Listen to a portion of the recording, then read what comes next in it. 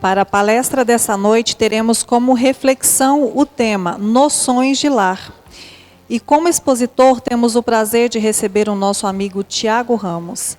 Tiago é palestrante, enfermeiro e grande colaborador dos estudos dessa casa. Portanto, Tiago, seja bem-vindo e uma excelente palestra. Gente, boa noite a todos. Boa noite. Vamos continuar, o nosso bate-papo, continuar a nossa conversa, que a gente já estava aqui no Perguntas e Respostas. É uma satisfação para a gente, mais uma vez, reforçando, poder estar aqui, poder fazer essa pequena reflexão, iniciar o ano, Iniciar o ano aí refletindo e pensando um pouquinho sobre essas mensagens que a espiritualidade nos traz, com tanto carinho, com tanto esforço. O tema que me sugeriram, que me pediram para a gente conversar um pouquinho aqui hoje, como eu havia dito, é um capítulo que está no livro Nosso Lar, do André Luiz, através do Chico, e ele chama Noções de Lar. Se não me engano, é o capítulo 20 que está nesse livro, Noções de Lar. A gente vai ter um exemplo, esse capítulo, na verdade, é um exemplo de como que se dá um lar no mundo espiritual. Mais precisamente na cidade do Nosso Lar. Então a gente vai fazer um pouquinho desse apanhado, do que a doutrina espírita vem nos trazer como conceito de família, o que a doutrina espírita vem nos trazer como conceito de lar. Vamos pensar um pouquinho sobre isso. Eu, como eu digo, apesar de ser gravado, ter o microfone, quem quiser fazer alguma pergunta, pode levantar a mão, perguntar, depois eu repito ela aqui para todo mundo ouvir. Vamos mesmo conversar aí, o nosso tempo passa rápido e a gente sair daqui com algum conhecimento que efetivamente a gente vai colocar em prática. Quando a gente ouve assim, noções de lar, o que a doutrina espírita fala que é um lar? Se eu for direto no ponto, objetivo, simples, rasteiro, lar é o encontro no espaço-tempo de espíritos que possuem problemas ou afinidades, débitos ou créditos entre si e que decidem voltar para tentar solucioná-los. Ponto. Isso é um lar. Isso é um lar. Espíritos que possuem débitos ou créditos entre si, que decidem, às vezes por livre e espontânea vontade, às vezes não, porque Deus às vezes sabe o que é melhor para a gente, e às vezes nos é realmente imposto uma encarnação nesta ou naquela família, neste ou naquele agrupamento familiar, porque a gente ainda tem coisas para resolver com aqueles espíritos. Então o conceito de lar de forma direta é isso. Então a gente pensa assim, mas quem que é esse pessoal que está comigo dentro de casa? Quem é esse pessoal? E eu tento fazer uma reflexão que é simples para a gente compreender. Imagine você há 150, 200 anos atrás, 250, 300 anos atrás. Você estava vivendo a sua vida, sua existência, tranquilo, de forma tranquila. De repente você teve pessoas na sua existência que te causou dor ou sofrimento, ou que você causou dor ou sofrimento. Então, às vezes você passou por uma traição, às vezes você passou por um crime, seja lá qual for. Então, aquelas pessoas que há 150, 200 anos atrás, você chamava de traidor, adúltero, ladrão, assassino, essas pessoas que há 200 anos atrás eu chamava assim, hoje, muito provavelmente, eu chamo ela de pai, filho, irmão, tio, tia, cunhado, sogra.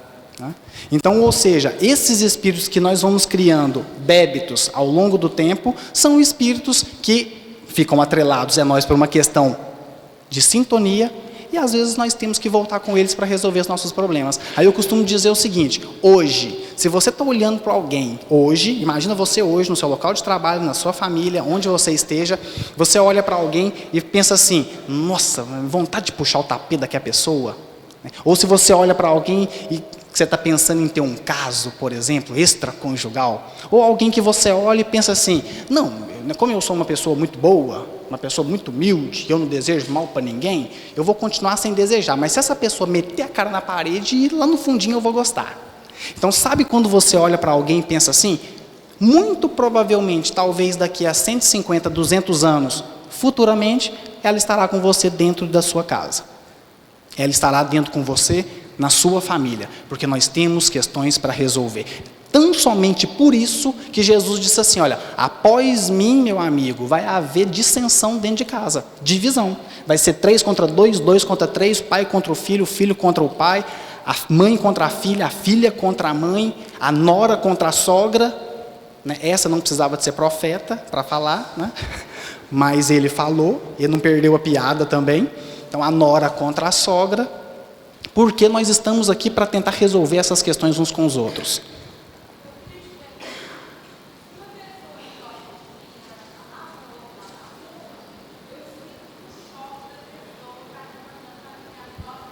Ela está perguntando. Entendi. Muito bem. É uma pergunta, né, a gente vai responder, vou repetir só para depois o pessoal da internet poder ouvir.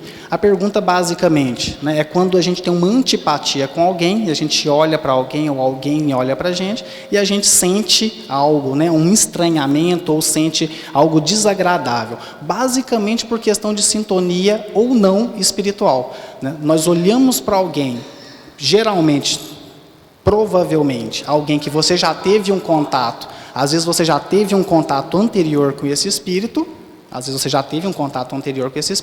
e quando você olha, você, por mágoa, por intuição, aquilo que eu falei anteriormente, às vezes nós temos mágoa por intuição. Às vezes eu vejo um irmão meu dentro de casa, e eu tenho mágoa dele por intuição. Às vezes, depois de 50 anos de convivência, alguém da minha casa começa a relacionar com outra pessoa, na hora que essa pessoa chega perto de mim, ela faz eu relembrar coisas de 300 anos atrás, porque às vezes eu e ela tivemos relacionamento, seja de que espécie for, há 300 anos atrás. E quando eu encontro com essa pessoa, às vezes com 50, 60 anos de vida, aquilo me causa um baque, porque aquilo acorda em mim sentimentos que pareciam estarem adormecidos. Então, às vezes eu olho para uma pessoa, e eu sinto algo desagradável, não é porque ela me projetou ódio e rancor. É porque lá no fundo isso criou sintonia dentro de mim. E lá no fundo eu ainda tenho uma certa animosidade com aquela pessoa. Somente por isso é que eu sinto. Somente por isso é que eu sinto. Eu topo com espíritos todos os dias que me odeiam. Se eu for sentir toda vez que um espírito joga para mim um pensamento ruim, eu estou perdido. Agora, se eu olho para ele e me sintonizo com esse pensamento, com esse sentimento, porque eu também tenho mágoa, porque eu também não gosto, porque eu também odeio, aí é recíproco. Aí a gente sente. Então, hoje, dentro de casa, nós estamos com essas pessoas que nos fazem acordar. Por isso que a convivência é difícil. Porque aquele que está comigo, ele me conhece tem 500 anos. Ele sabe onde é que é o calcanhar de Aquiles. Então, às vezes, alguém lá de fora me fala uma coisa que entra num ouvido e sai no outro. Está tranquilo. Mas se o meu irmão ou se o meu pai falar, pega. Porque ele me conhece. E ele fala algo, ele sabe a forma certinha de me falar. Ele sabe a forma certinha de acordar em mim sentimentos que talvez eu achava que estava adormecido. Então nós estamos dentro do lar e geralmente sempre vai ter uma pessoa ou outra que é mais lúcida, mais esclarecida, quando está no mundo espiritual, que é que chama o pessoal para poder resgatar, que é o que chama os espíritos para voltarem juntos e poder resgatar. Geralmente, isso não é regra, mas geralmente o mais lúcido, que é aquele que vai chamar o pessoal para o resgate, é o que tem mais culpa no cartório. Geralmente. A gente sabe muito bem disso. Livro Sexo e Destino, o instrutor Félix, é aquele que passa o livro inteiro você olhando para ele, fazendo transferência com ele. Não, eu queria ser esse cara. E ele sempre com uma palavra bacana, e sempre instruindo, você passa o livro inteiro querendo ser ele. Chega no final do livro, você vai entender que ele é o causador de toda aquela trama. Então, às vezes, o mais lúcido, às vezes aquele que tem maior compreensão ou que tem maior bom senso, é aquele que tem maior responsabilidade por as questões estarem daquela forma.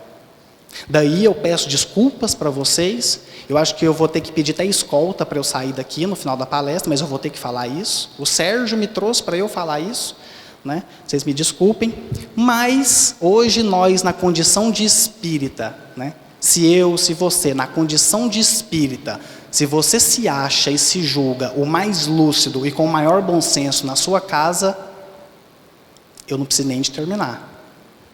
Eu não preciso nem de terminar.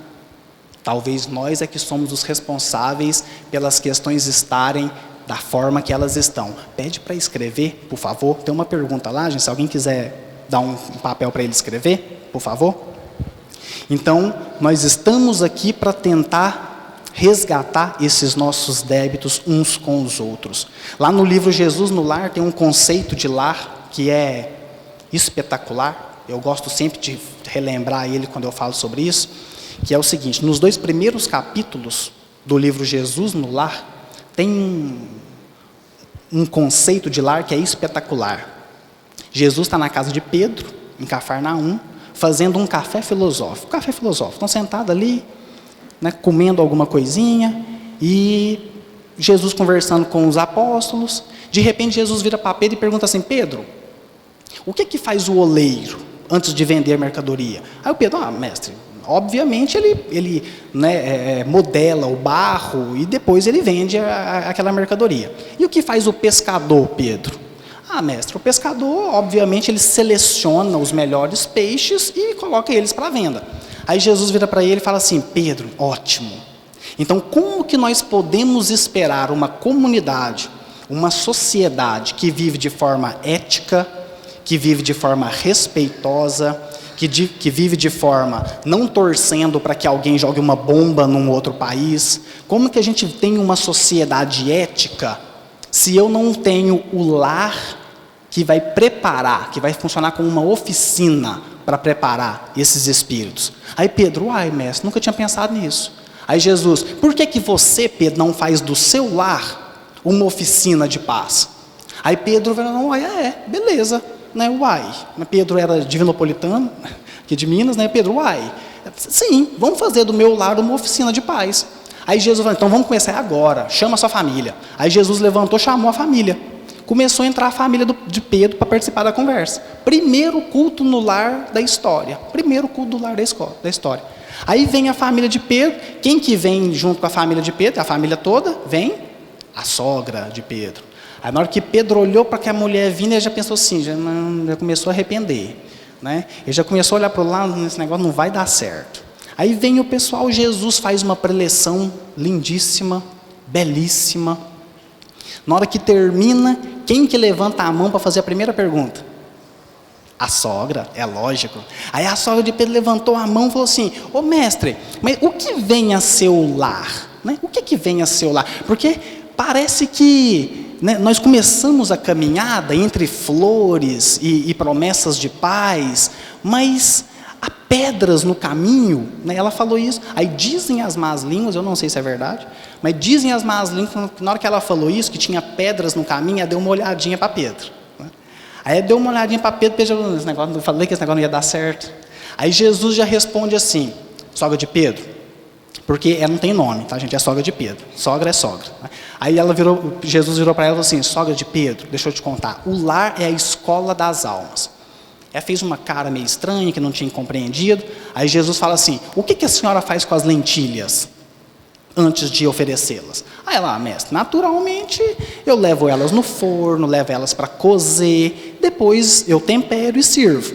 Beleza. Aí Jesus viu que ela tinha animado. E o pão? O que você faz com o pão? Aí ela: mestre, o pão eu amasso, né? Eu coloco a mão na massa, depois eu levo no forno, preparador, né? E depois sirvo. Aí Jesus: ótimo. O lar é esse forno preparador. Ele é um curso de fraternidade para formar espíritos para a convivência diária. Aí todo mundo achou que já tinha convencido a mulher. Daqui a pouco a mulher levanta a mão de novo, que ela era insistente. Aí ela levantou a mão de novo e falou assim: mestre, mas mesmo assim, mestre, tem criaturas que parece que não aprendem. Gente, Pedro infartou nessa hora, né? Pedro infartou nessa hora. Aí ela: tem criaturas que parece que não aprendem, mestre.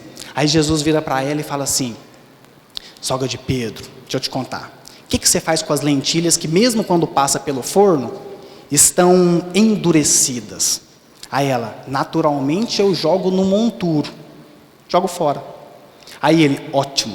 Porque no monturo elas vão servir de adubo para os detritos da natureza, porque nada se perde. Porque nada se perde. Então elas vão servir de adubo para os detritos da natureza. O lar tem a fervura benéfica que forma essa pessoa. Fervura benéfica, eu queria parar nesse conceito. Fervura benéfica é o lar. Por quê? Porque o lar é o local do cuidado, o lar é o local do carinho, o lar é o lugar do afeto, mas o lar também é o lugar do limite.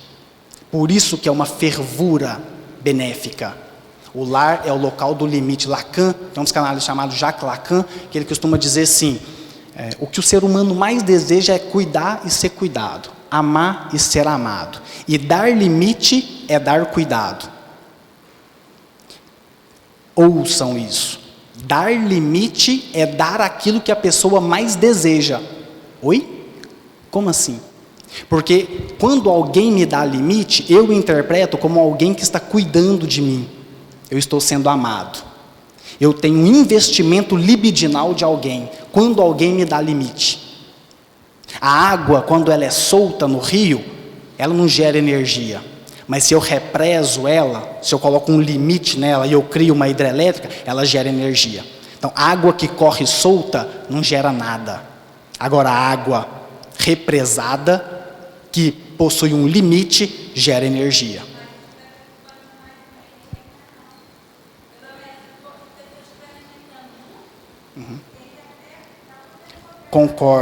Concordo plenamente.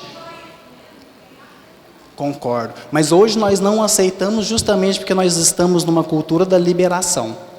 Então nós temos que retomar a questão do limite, porque é o limite que vai educar. E nós pedimos o limite quando ele não nos é dado. Veja bem, você tem um filho, e daqui a pouco você começa a ser chamado na escola. E daqui a pouco você começa a ter notícias de que seu filho está brigando na rua. E daqui a pouco você começa a ter notícias de que seu filho está maltratando a professora. E você tem notícias que o seu filho está desrespeitando a diretora. E você pensa assim, nossa, o que está acontecendo com esse menino? Né? Aí você vai tentar entender o que está acontecendo. A transgressão da regra é um pedido de limite. É um pedido. Às vezes o menino vai sair de casa, e ele chega na porta de casa e fala assim com a mãe, ô mãe, eu estou saindo, viu? Na tentativa, na espera que a mãe ainda vá lá, pega ele e fala assim, senhor, você não vai sair não, menino, você vai ficar dentro de casa que eu vou contar para você a história de como que eu conheci seu pai. E o menino fica esperando ser cuidado, mas nós deixamos, porque nós estamos numa cultura, né, só se vive uma, nós estamos recriando o Carpe Diem, né? Hoje nós estamos recriando o Carpe Diem, que é o só se vive uma vez, né? Só se vive uma vez. É a nossa cultura atual que está recriando esse Carpe Diem. Então nós não estamos dando limite. Aí ele vai transgredindo a regra, pedindo o limite, implorando o limite. Gente, nós adultos fazemos isso. Nós adultos fazemos isso nos nossos relacionamentos. A criança, o adolescente não vai fazer? 2 adultos se relacionam, marido e mulher, ou namorado e namorada, seja como for, namorado e namorado, namorada e namorada, né? Nas variadas conformações, está tendo um relacionamento, o outro passa a não olhar, de uma forma mais de mirada, né? Mirada apreciativa. Tem um filósofo que chama isso de mirada apreciativa. Aí tem alguém que eu passo a não dar mais uma mirada apreciativa para a pessoa que caminha comigo. Daqui a pouco essa pessoa, ela vai começar a ter condutas que é para me chamar a atenção, porque ela deseja esse limite, ela deseja novamente essa mirada apreciativa. Então ela vai começar a ter atos que é para me chamar a atenção. A princípio vão ser atos tranquilos. Ela vai mudar uma coisa aqui, ela vai mudar um penteado, ela vai fazer algo no cabelo, no corpo, né? E vai mudando e o homem não nota, né? Nós homens a gente tem um pouco de dificuldade com isso. E a mulher vai mudando e a gente não olha. Até que a mulher faz aquela pergunta, que é a pergunta que estremece qualquer homem. Mulheres, vocês têm que ter compaixão da gente. Vocês não podem fazer uma coisa dessa. Vocês têm que ter compaixão. A mulher chega na frente do homem, para na frente dele e fala assim, ô bem, você não notou nada de diferente, não? Nossa. Aquilo o caboclo já começa a suar, e ele olha da cabeça aos pés e fala assim, gente, o que essa menina mudou? E ele não vai ver nada, aí daqui meia hora ele vira e fala assim, já sei. Foi o cabelo. Você pintou o cabelo. Aí ela vira para ele e fala assim: bem, 2 semanas atrás eu pintei o cabelo. Fica pior a situação. Por que acontece isso? Porque nós vamos chamando a atenção daquele que não me dá cuidado. Eu vivo chamando a atenção daquele que não me dá carinho. Até isso vai aumentando tanto de grau, até chegar naquilo que a gente considera o rompimento de um contrato a 2, que é quando eu incluo um terceiro. Não estou falando que existe justificativa. Só estou dizendo que, na maioria das vezes, é assim que se dá. É assim que se dá, porque a gente não se cuida. Se nós adultos fazemos isso, imagina as crianças, imagina os nossos filhos. E eles vão começar a transgredir regras, pedindo limites. Como nós não estamos dando limite, porque nós estamos recriando o carpe diem, a gente está tendo uma sociedade totalmente adoecida. 15% das crianças americanas usam remédio de tarja preta. 15%. Remédio de tarja preta. Mercado que mais cresce o uso de antidepressivo é dos 2 aos 7 anos. 2 aos 7 anos. Mercado que mais cresce o uso de antidepressivo. O Brasil, em 1990, vendeu poucas mil caixas de Ritalina. Em 2010, já vendeu 10 milhões de caixas de Ritalina. Estou falando que não é necessário? Não. Em alguns casos, diagnosticado, é necessário. Mas nós estamos criando doenças devido à nossa liberdade excessiva. Tempo de tela hoje, para uma criança ficar numa tela, recomendado por associações americanas, canadenses de pediatria, é até 2 anos de idade, 0 de tela. Até os 5 anos, 1 hora de tela por dia. Hoje as crianças, antes de chegar na escola, com 5, 6 anos, já viram 5.000 horas de tela. Televisão, computador, iPad, seja o que for. 5.000 horas de tela. Quando ela entra para a escola, vai apresentar alguma disfunção. Vai apresentar... Gente, imagine o que é 5.000 horas de tela para uma criança. Essa menina, esse menino já viu tudo quanto é coisa de ruim que existe. Em 5.000 horas, já viu violência, já viu estupro, já viu assassinato, já viu tudo quanto é de pior que existe. Até jogo do Atlético já assistiu. Pra vocês terem uma ideia. Até jogo do Galo na televisão já assistiu. Vai crescer traumatizada. Vai crescer traumatizada. E nós deixamos, porque nós estamos dando abertura demais. Eu estava vendo uma conversa de um especialista, né? Aí esse especialista falou assim, que os pais chegaram e reclamaram: ah, mas minha filha não dorme no quarto dela, 8 anos de idade. Ela chega de noite, na hora que a gente acorda, ela está lá no meio da cama da gente. Meu amigo, você vai pegar ela, vai levar para a cama dela e falar assim: aqui é seu lugar. Ah, mas ela volta, tranca a porta do seu quarto. É simples, tranca a porta do seu quarto. Mas ela vai ficar lá de fora chorando, chateada. A chateação não faz parte da vida? A chateação não faz parte da vida? Ela vai aprender que chateação faz parte da vida na hora que ela entrar num trabalho, na faculdade, e ver que ninguém vai estender um tapete vermelho para ela viver a vida inteira? Então faz parte da vida. Nós temos que dar esse limite para justamente a pessoa ter a oportunidade de lidar com a tristeza. Para a pessoa ter a oportunidade de, estando num ambiente protegido, lidar com o sofrimento. Eu quero. Você não vai ter agora. Você não vai ter agora. Educação. Limite. Nós precisamos. Só que a gente não entende que esse limite pode vir junto com um carinho. É esse o nosso problema. O Ivan Capelato é um psicanalista, ele fala assim: às vezes você vê cenas horríveis dentro de casa. Uma menina de 3 anos brigando com uma mulher de 33. Porque na hora que a menina pede uma coisa, aguça a raiva que tem na mãe e no pai, e o pai vai lá e descarrega a raiva na criança. Então, às vezes, nós exageramos na dose. A gente não entende que eu posso dar ou não acariciando o cabelo. Nós não entendemos isso. Que eu posso dar o limite sem perder essa ternura, sem perder esse carinho.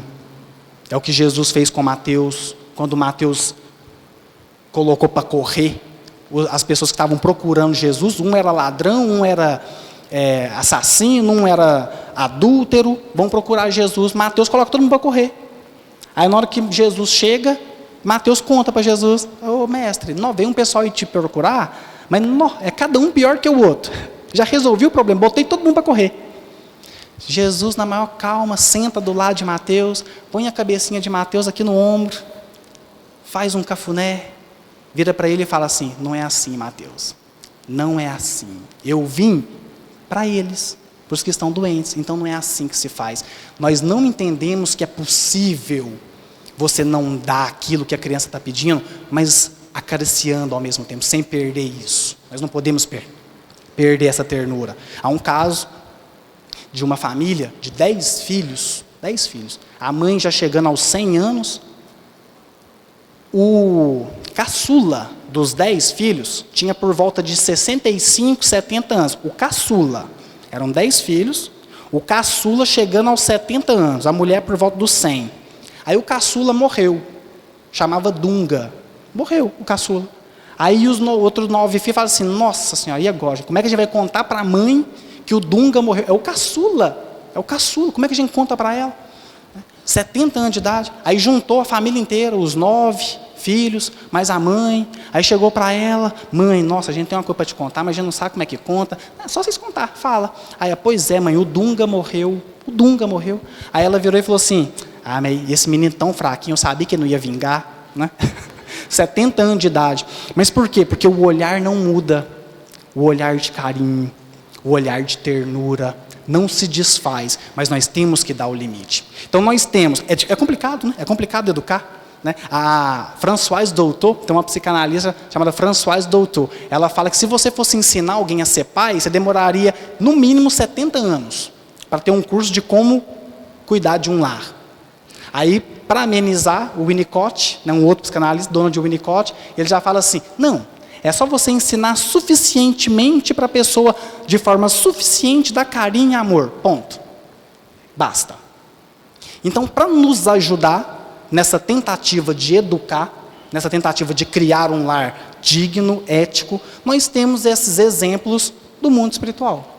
Nós temos esses exemplos que nos chegam de como nos tratar. Um deles é esse exemplo que está no livro Nosso Lar, que é o tema da palestra, para a gente falar um pouquinho dela, né? Que é a casa do Lísias. Vocês lembram do Lísias, Nosso Lar? Vocês lembram?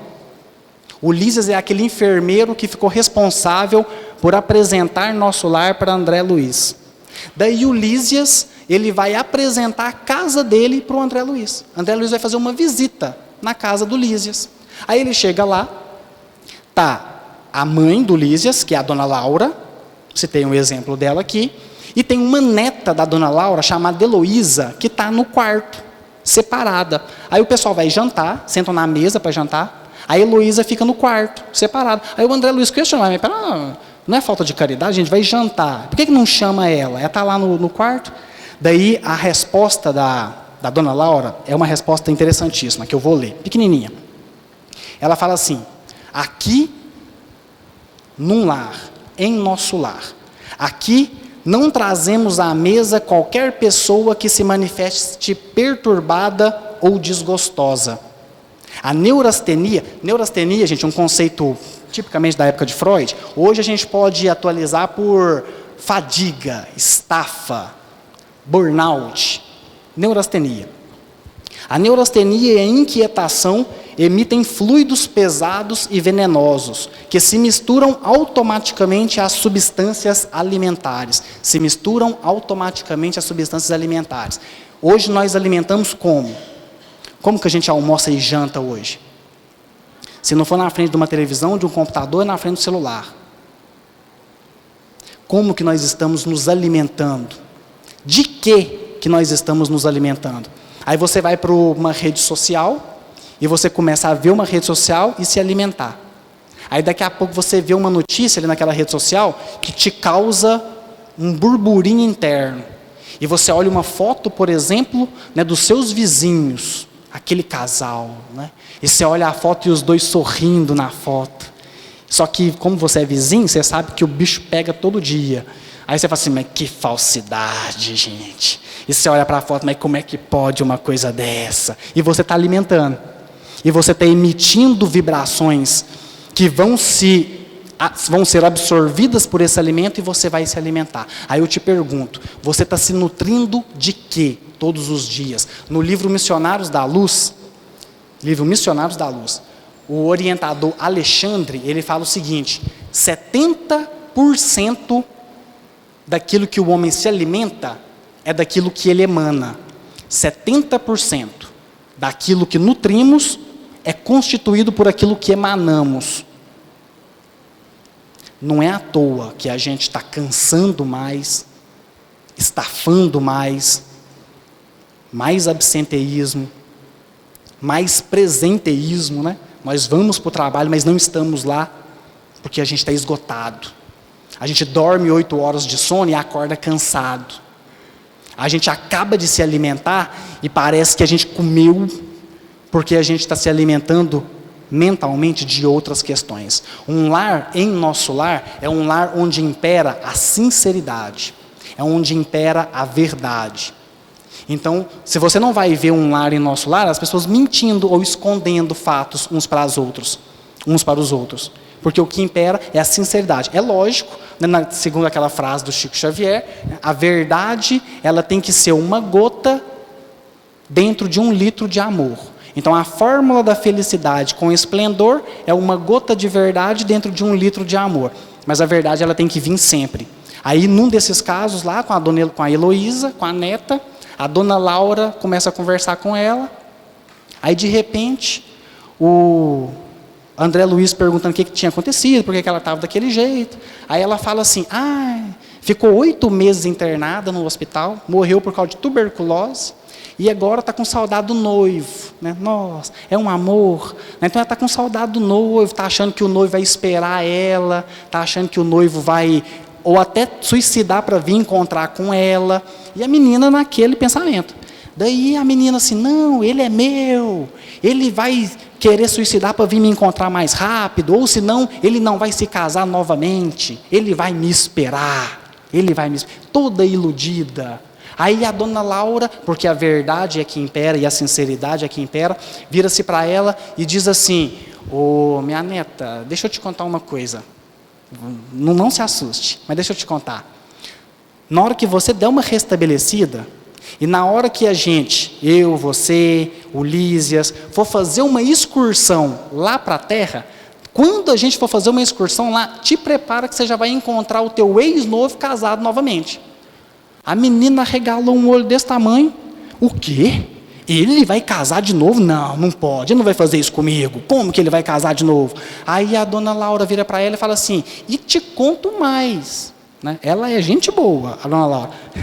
Ela vira para Heloísa e fala assim: e te conto mais, sabe aquela moça que te visitava todos os domingos no hospital?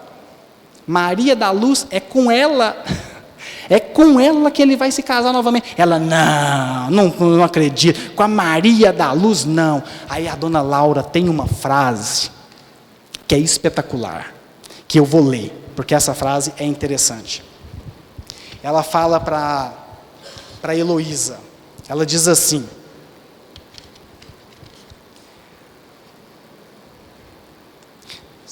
daqui a pouco eu acho. Mas ela vira para Heloísa e vira para ela e diz assim: olha, senhora Laura todavia sorriu e falou cautelosa. Não será, porém, mais agradável confiá-lo aos cuidados de uma criatura irmã? Maria da Luz será sempre a tua amiga espiritual, ao passo que outra mulher talvez te dificultasse, mais tarde, o acesso ao coração dele. Só para a gente entender como é que se dá as coisas no mundo espiritual. Outra mulher talvez te dificultasse o acesso ao coração dele. Porque depois que todo mundo desencarnar e voltar para o mundo espiritual, o que vai imperar é a afinidade, é o sentimento, é o amor. Então, às vezes, você pode desposar 3, 4, 5 pessoas numa encarnação. Você vai para o mundo espiritual, você elege um, ou nenhum. Vai da sua escolha. Todos nós escolhemos. Mas, às vezes, nós escolhemos pessoas aqui que podem, por sentimento de posse, que podem, por às vezes um sentimento ainda enraizado no instinto, dificultar que eu tenha acesso a outra pessoa. Só para a gente entender a grandeza de como que se dá isso. André Luiz está na casa de Lísias e ele pergunta assim: mas o que é o lar aqui, para nosso lar? Aí o Lísias, na verdade a dona Laura, responde assim para ele. Agora entrando na resposta do que é o lar. Veja bem a resposta. Ela estava em nosso lar e ela recebeu uma palestra de um orientador. E esse orientador diz assim, olha, o orientador muito versado em matemática, prosseguiu ela, fez-nos sentir que o lar é como se fora um ângulo reto, nas linhas do plano da evolução divina. A reta vertical é o sentimento feminino, envolvido nas inspirações criadoras da vida. A reta horizontal é o sentimento masculino em marcha de realizações no campo do progresso comum. O lar é o sagrado vértice no qual o homem e a mulher se encontram para o entendimento dispensável. Aqui, gente, a gente tem que levar em consideração que esse livro foi escrito na década de 40. E provavelmente esses fatos que aconteceram no nosso lar na década de 20, de 30. Então, quando eles falam, né, o lar é o encontro de homem e mulher, eles estão falando de uma forma rígida de família, mas daquela época, década de 30, década de 40. É lógico que o lar, ele é a união de espíritos afins, ponto. Sendo dois homens, duas mulheres, um homem e uma mulher, seja como for. Não há nenhum tipo de restrição no entendimento desse conceito. Então, olha que imagem interessante que esse orientador faz. O lar é um ângulo reto onde se unem-se os vértices. Vértices, né? Sabe aquelas arestas, né? A aresta ali vertical e horizontal, onde elas se unem, formam um vértice.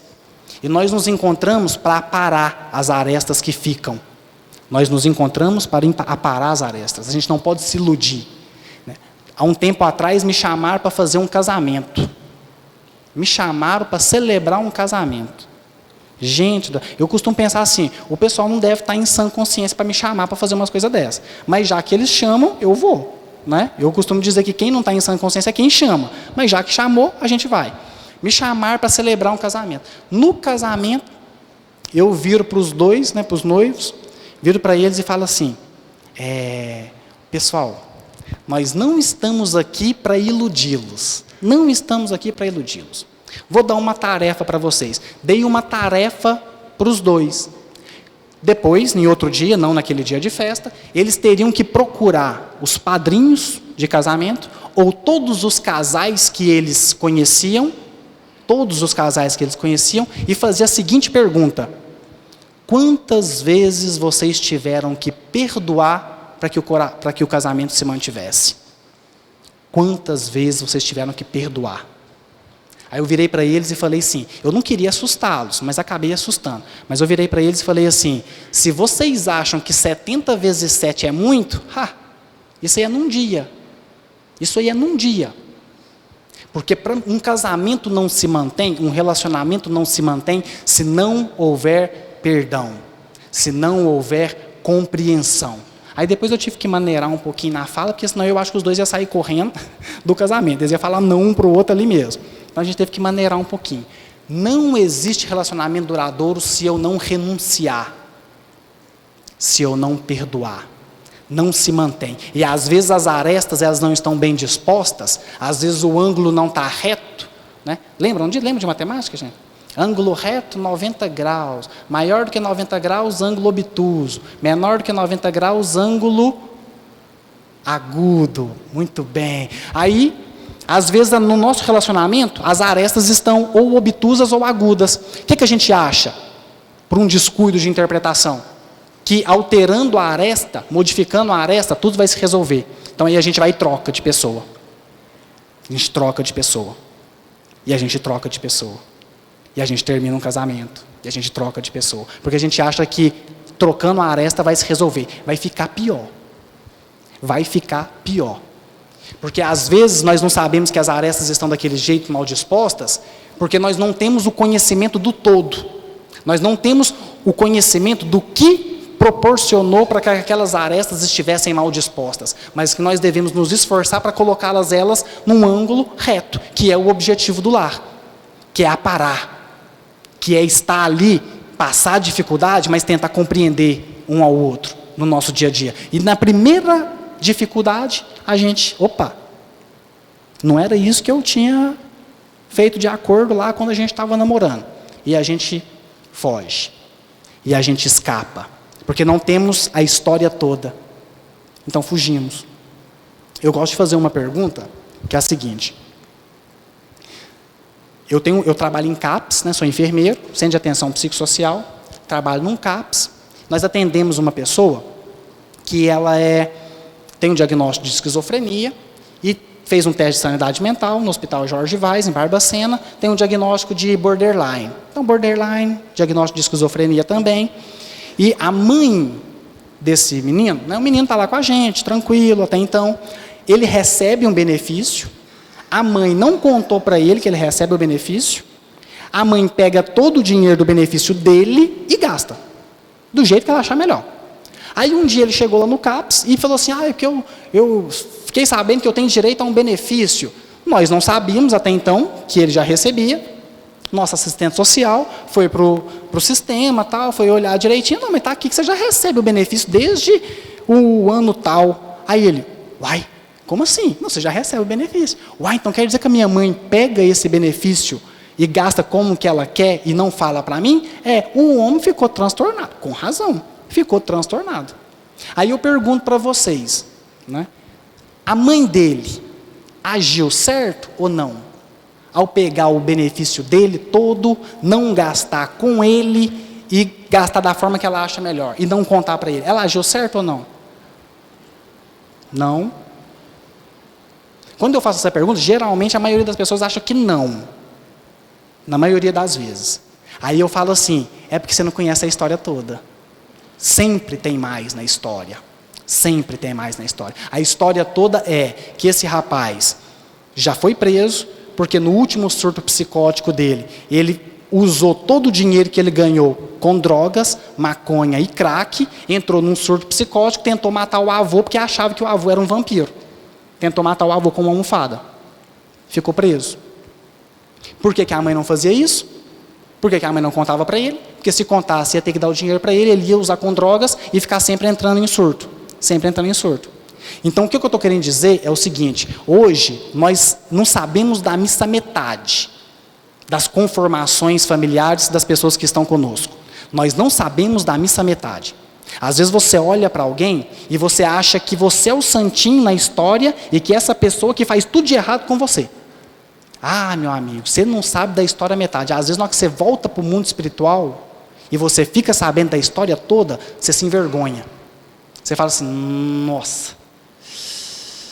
Então quer dizer que eu já fiz isso e isso com ele? Já. Então quer dizer que eu já fiz isso e isso com ela? Já. E a gente se envergonha. Assim como a dona Laura, quando foi olhar as suas existências passadas, tolerou só 300 anos. De 300 anos para trás, ela não tolerou mais. Porque não queria saber o que ela fez. Porque a consciência não tolerava. Então, às vezes, nós não sabemos da missa metade e a gente julga. Ah, porque o meu irmão é assim, porque a minha mãe é dessa forma, porque o meu pai é assim e assado, eu não tenho que cuidar mesmo não, meu pai me maltratou a vida inteira, você não sabe o que é abuso infantil, meu pai me maltratou isso e aquilo outro, abandonou, então hoje eu não tenho que tratar não. Aí na hora que você volta para o mundo espiritual, você vai ficar sabendo o que você fez com ele lá atrás. Aí você, eu fiz isso mesmo? Fez. Nossa, então aquilo que ele fez comigo foi pouquinho, né? Nossa, e como é que a gente vai ter que fazer agora? Voltar todo mundo junto de novo, na mesma família, voltar todo mundo junto novamente. Então o André Luiz, quando ele fica sabendo de toda essa história, ele pergunta para a dona Laura, mas dona Laura, como é que a gente vai fazer então, para ter um lar mais tranquilo, um lar mais formador de pessoas éticas, Aí ela vira-se para ele e responde assim, que fazer, porém, meu amigo? Faz uma pergunta retórica, né? Que fazer, meu amigo? Aduzir comovido, na verdade. Tudo isso é pura verdade, aduzir comovido. Que fazer, meu amigo? Replicou a bondosa senhora. Na fase atual, evolutiva do planeta, existem na esfera carnal raríssimas uniões de almas gêmeas. Tirando a de vocês, é claro, né?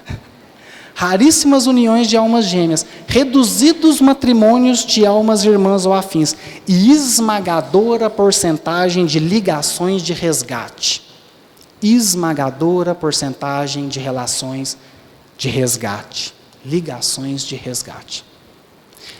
Às vezes, quando existe um start, existem alguns gatilhos na existência que faz com que você esteja mais acessível à sua bagagem espiritual. Vocês sabem qual é o principal gatilho que nós temos, que nos faz lembrar, mesmo que seja intuitivamente, da nossa bagagem espiritual?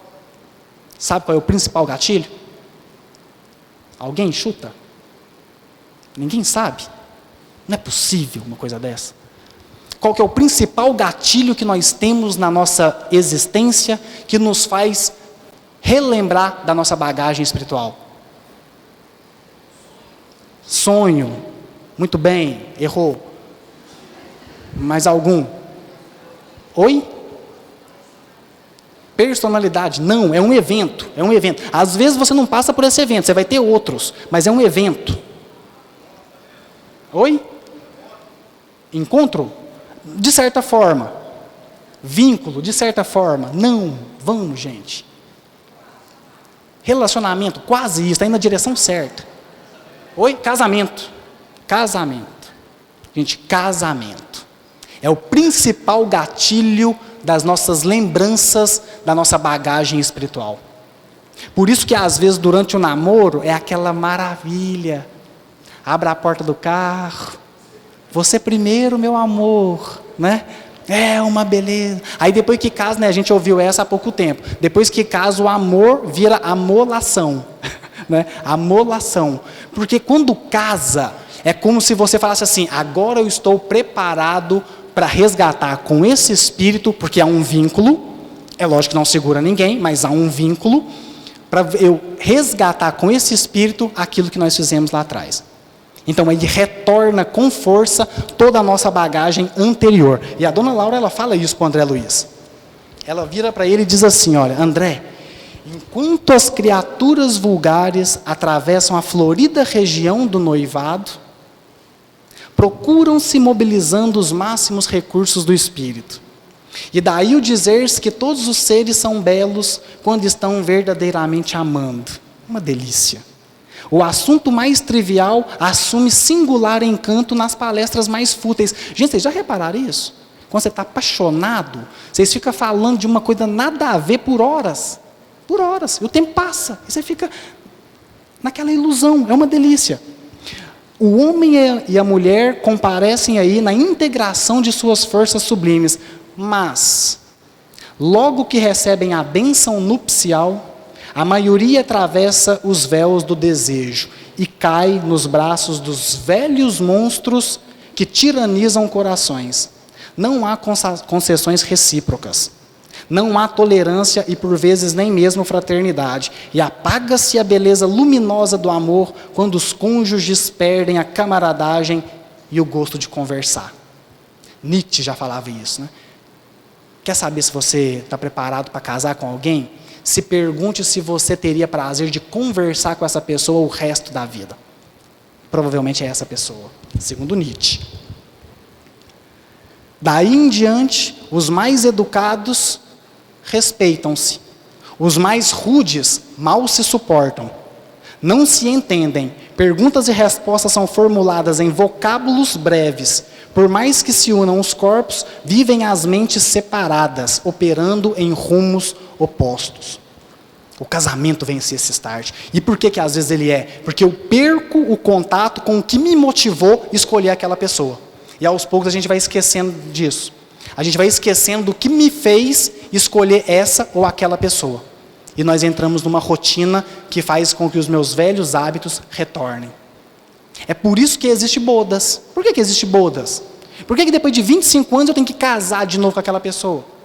Porque é um momento de eu tentar relembrar, por que eu escolhi ela. Aí depois de 25 anos, bodas de prata, eu vou tentar assim, nossa, deixa eu tentar relembrar por que há 25 anos atrás eu escolhi essa pessoa para casar. Aí a gente tem que tentar relembrar. Por isso que existe bodas. Aí é como a gente não começou a chegar nesse período, né, de 25 anos, bodas de ouro, 50 anos, como a gente começou a não chegar nesse período, aí o material começou a cair a qualidade, né? Aí a gente começou a ter bodas de papel, de algodão, para ver se comemora alguma coisa, porque a gente não está chegando nem a 10 anos de casamento, Né? Nem a 10 anos de casamento. Gente, 53%, eu gosto de falar esse dado, 53% dos casamentos terminam nos primeiros 10 anos de matrimônio. 53%, é mais da metade. Mais da metade. Nos primeiros 10 anos. Dizem as más línguas, eu não sei se é verdade, mas dizem as más línguas que os outros 47% estão pensando seriamente no assunto. Sabe? É para ver se separa ou não. Porque não é fácil a convivência. E nós perdemos contato com a origem. A gente perde contato com a origem do que nos fez escolher as pessoas para estarem do nosso lado. É por isso que Jesus, olha que interessante, Jesus fazia esse exercício com os apóstolos, para que eles não perdessem o contato com a origem. Vez ou outra, Jesus virava para eles e falava assim, aqui, que dizem as pessoas quem eu sou? Quem eles acham que eu sou? Jesus pergunta para eles. Não é no sentido de, Jesus não se melindra, sabe, que estão falando de mim? Jesus não se melindra por isso, entende? Será que estão falando bem ou mal? Nós é que somos assim, né? A gente acaba de fazer uma palestra, nossa, será que o pessoal gostou? Será que o pessoal não gostou? Acho que não vou fazer isso nunca mais na minha vida. E a gente fica pensando nisso, porque a gente se preocupa ainda com a opinião alheia. Jesus, quando ele pergunta, ele estava fazendo um exercício com os discípulos, que era o seguinte, eu quero que vocês se relembrem quem eu realmente sou, e por que vocês escolheram largar tudo para vir atrás de mim. Porque naquela época de Jesus, existia várias pessoas que falavam que era o Messias. Por que eles reconheceram um e largaram tudo para segui-lo? Por quê? Eu também gosto de repetir essa história, a maioria já ouviu, mas eu gosto de repetir. Na época de Jesus tinha vários Messias, vários Jesus. Pessoas que falavam que era aquele que veio para trazer a palavra. Que nem acontece conosco, hoje também. Eu, por exemplo, que trabalho com saúde mental, conheço vários Jesus, muito. Todo dia eu lido com Jesus, todo dia eu encontro com Deus. Aí teve um desses Jesus que me ficou marcado, sabe? Eu gosto de contar a história dele, já estamos terminando. Tem um desses Jesus, eu trabalhava no hospital Bento Mene, trabalhava naquele hospital, daí daqui a pouco chegou um rapaz, bateu na porta, era um indigente, depois a gente veio a saber onde é que ele morava, no Espírito Santo, achamos a família dele, mas ficou muito tempo no Bento Mene, bateu lá na porta, entrou, sem nome nem nada, era um esquizofrênico, e ele chegou, e ele era assim, magrinho, feinho, sabe, bem magrinho, feinho, aí o pessoal começou a chamar ele de Tiago, eu não entendi muito bem por quê, né? Mas o pessoal começou a chamar ele de Tiago, aí a gente releva, né, vida que segue. Aí o Tiago falava que ele era Jesus. Eu sou Jesus. E ele chegava em cima, assim, numa escada, e ele começava a pregar para o pessoal, e ficava 15 pessoas, assim, pacientes, olhando ele, né? E ele, porque naquela época, eu falei isso e aquilo outro, e o pessoal ouvindo, nossa, que bacana, né? Que bacana. E o Tiago, né? E ele se investia desse papel mesmo. Levando o pessoal para almoçar, certo dia a gente sobe uma rampinha, na hora que sobe essa rampa, tem um quadro de Jesus lá no Bento Mene, que é assim, é um Jesus resplandecente, que não é que nem o Jesus aqui do Jesus de Nazaré, não é um Jesus na cruz, triste, é um Jesus alegre, né, resplandecente. Aí o Tiago para e fica olhando para o quadro. Aí eu passo, né, falo assim, Tiago, meu filho, vamos embora, a gente precisa de almoçar, vai atrasar o almoço das meninas, que é depois, né, vamos. Aí ele virou para mim e falou assim, vem cá. Aí eu desci, voltei no meio do corredor, ficou eu e o Tiago olhando para o quadro de Jesus, né? Que dois bobos, parados olhando. Depois de uns 30 segundos olhando o quadro, não sabia quem era mais doido, se era eu ou ele. Aí, depois de uns 30 segundos, nós dois olhando para o quadro, ele cutuca em mim e fala assim, olha só como é que eu era bonito. Aí eu, beleza. Virei para ele, mas eu acho que você diferenciou muito de lá para cá, né? Alguma coisa deve ter acontecido. É porque ele achava que ele era Jesus. Na época de Jesus, é a mesma coisa, tinha várias pessoas que achavam que era Jesus. Mas eles reconheceram um. E Jesus queria fazer com essa pergunta, com que eles voltassem a essa origem. O que fez vocês largarem tudo e virem atrás de mim? Às vezes, num relacionamento, nós esquecemos tanto por causa da convivência e dos hábitos diários, que a gente esquece porque que escolheu essa ou aquela pessoa. Nós temos que fazer esse exercício, de sentar, de parar, olha para os olhos, né? Porque às vezes, externamente, o físico, ele já vai estar um pouquinho diferente, né? De 30 anos atrás, de 40 anos atrás. Às vezes, na hora que você escolheu aquela pessoa, ela estava, né, com uma barriga de tanquinho, né? todo forte, tal, cheio de cabelo, alguma coisa nesse sentido. Aí passa 30 anos, tá com a pessoa, né, toda largada e tudo. Aí você olha, tenta olhar para os olhos, fixa nos olhos, tá? O resto você esquece. Fixa nos olhos e tenta buscar de novo aquela pessoa de 15, de 5, de 2 meses, de 30 anos atrás. Porque nós não podemos perder contato com a origem. É o que a dona Laura fala com o André Luiz. É o que ela fala para tentar falar para ele como que se dá um lar saudável. Ela diz assim: André, como sustentar-se o rio sem a fonte? Como sustentar o rio sem a fonte? Ou seja, não perde o contato com a origem. Não perde o contato com a origem. Saiba por que você escolheu. Quando nós fizemos esse estudo aqui, né, porque essa palestra surgiu de um estudo que nós fizemos aqui ao sábado, eu fiz um exercício com o pessoal, onde eu sentei o casal, façam isso em casa, e relembra um com o outro, relembra dos primeiros dias de relacionamento, relembra de quando você se enamorou daquela pessoa, relembra das qualidades daquela pessoa que te fizeram se encantar por ela. Não deixa isso morrer dentro de você. Dentro do lar, nós ainda estamos precisando de retornar e de voltar a fazer isso, todos os dias. Porque nós estamos precisando de apagar as nossas notificações externas, nós estamos necessitando de apagar o nosso mundo que está aqui no bolso, mas me deixa conectado com o mundo inteiro, mas me desconecta das pessoas que estão do meu lado. Então nós estamos precisando de desligar um pouco isso para me conectar mais verdadeiramente com quem caminha comigo. Eu costumo dizer que a gente tem que, quando chega em casa, a gente tem que colocar o celular em modo avião, né? Ao chegar em casa, coloque o celular em modo avião. Por quê? Para você dar atenção nas pessoas que estão com você, não aqui no celular, não na televisão, não no computador. Termino com um casinho. Único caso registrado na história que nós temos de alguém que entrou dentro de um avião e não colocou o seu eletrônico em modo avião. Nós temos um caso registrado no mundo inteiro de uma pessoa que não desligou o seu DVD portátil, não colocou em modo avião e ele alterou a rota do avião em 30 graus. 30 graus. Ele alterou a rota do avião, porque não colocou em modo avião. 90 graus, 45, 30. Era para ter ido aqui, foi para cá. Era para ter ido para a Europa, caiu na África. É lógico que esse dado da região geográfica eu estou inventando. Mas era para ir para um lugar, foi para outro completamente diferente. 30 graus de diferença na rota. Porque não colocou em modo avião. Deixa eu contar para vocês. Nós temos 30, 40, 50, 60 anos para tentar reparar uma história de 300, 400, 500 anos com as pessoas que caminham com a gente.